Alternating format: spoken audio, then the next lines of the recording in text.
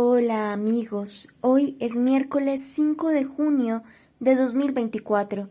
Esta es una edición especial para el santuario de Nuestra Señora del Rosario de Chiquinquirá, el Santuario Mariano Nacional de Colombia. Fray Nelson Medina toma la palabra de Dios para este día y juntos vamos a buscar una luz que ilumine nuestro día porque, como dice San Pablo, nosotros no somos de la noche ni de las tinieblas. Escuchemos.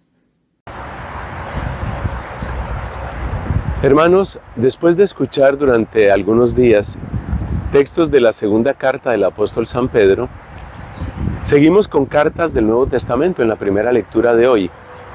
En esta oportunidad nos vamos a la segunda carta de San Pablo a Timoteo. Vale la pena recordar que Timoteo fue un discípulo de Pablo, pero un discípulo especialmente querido, tanto que en la primera lectura, en la primera carta de Pablo a Timoteo, lo llama hijo querido. Él, Pablo, sentía que en Timoteo tenía como un hijo espiritual. Y esto dice muchísimo, porque esto nos habla de tres cosas. Nos habla de cómo Pablo veía que esa pasión que él tenía por el Evangelio y que era la razón de ser de toda su vida, estaba también en su discípulo, su hijo espiritual Timoteo.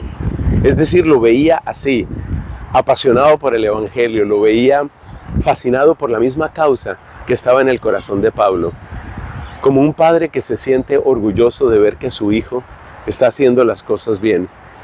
En segundo lugar, el hecho de que Pablo vea a Timoteo como hijo, quiere decir que le entrega también su obra, como sucede muchas veces en las familias. ¿Cuántas veces el papá ha logrado, por ejemplo, crear una empresa y luego pasa esa empresa a los hijos?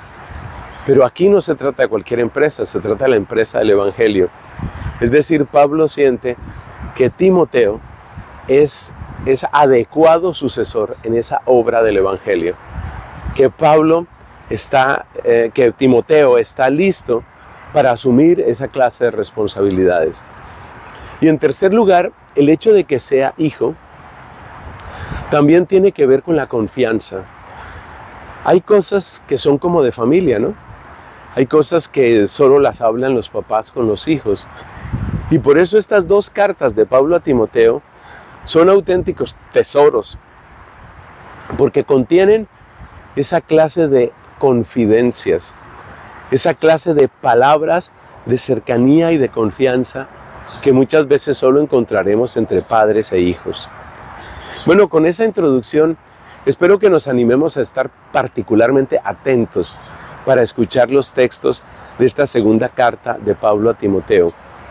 Entre los varios consejos que le da en el texto de hoy, hay uno que deseo destacar, creo que ya lo he hecho en alguna otra oportunidad, y ese consejo es: toma parte en los duros trabajos del Evangelio.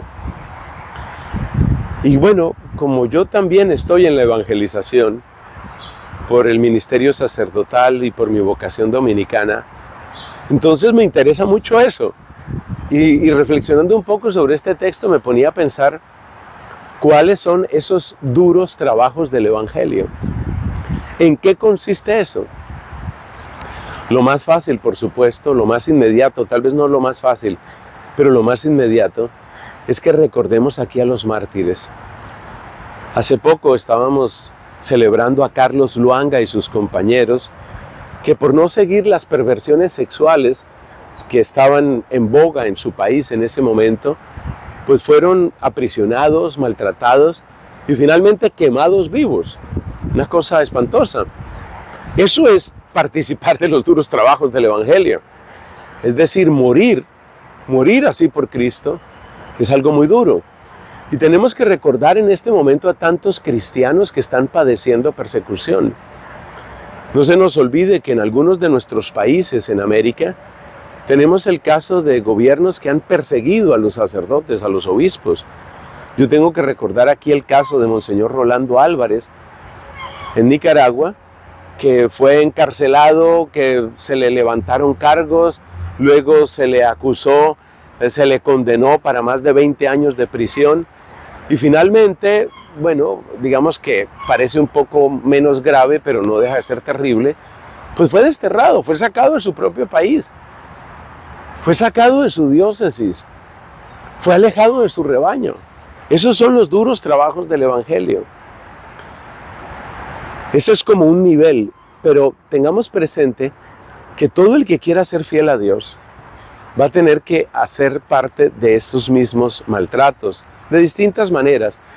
A mí no se me olvida que cuando el Papa Benedicto estuvo en el Reino Unido, les predicaba a los jóvenes y les decía: tengan en cuenta que hoy existe la persecución del ridículo, que hoy muchas veces resulta difícil vivir la fe por un motivo que uno podría decir que es banal, pero que es especialmente duro para los jóvenes. Cuando te vas quedando sin amigos, porque resulta que todos te ven como muy anticuado, te ven como la puritana del grupo, te ven como la mojigata o el mojigato. Cuando todo el mundo te empieza a decir que tú eres fanático, cuando nadie te invita, cuando se burlan de ti, cuando hablan mal de tu fe, cuando te das cuenta e incluso temes, para quienes tienen esa vocación, no voy a tener jamás un novio, no voy a tener jamás una novia, porque todo el mundo lo que quiere es, como decimos, cama.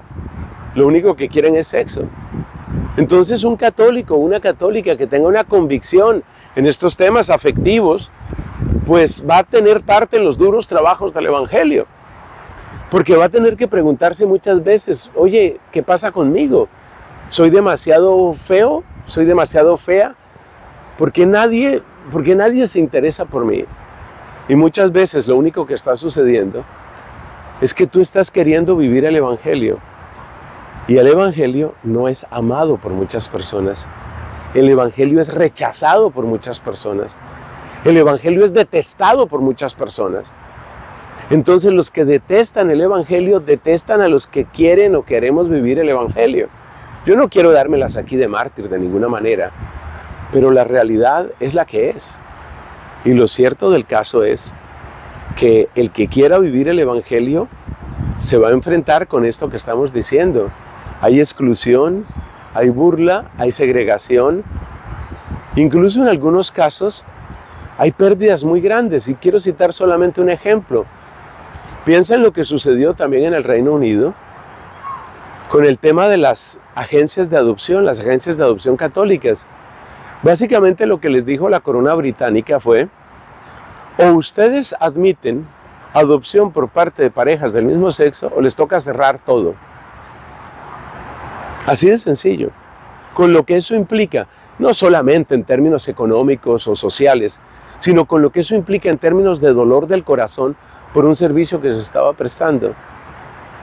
Gracias a Dios, aquellas agencias católicas dijeron: nosotros no vamos a vender nuestra fe, nosotros no vamos a vender nuestras convicciones. Pero ¿qué les tocó hacer? Cerrar todo. Son los duros trabajos del Evangelio. Piénsalo. Yo doy aquí unos ejemplos, pero por favor piénsalo en tu contexto. Piénsalo en tu ambiente. Y solo llegarás a dos conclusiones. Si estoy tratando de vivir el Evangelio, eso tiene consecuencias. Y si me estoy apartando del Evangelio, pues entonces, ¿cuál es el precio que estoy pagando?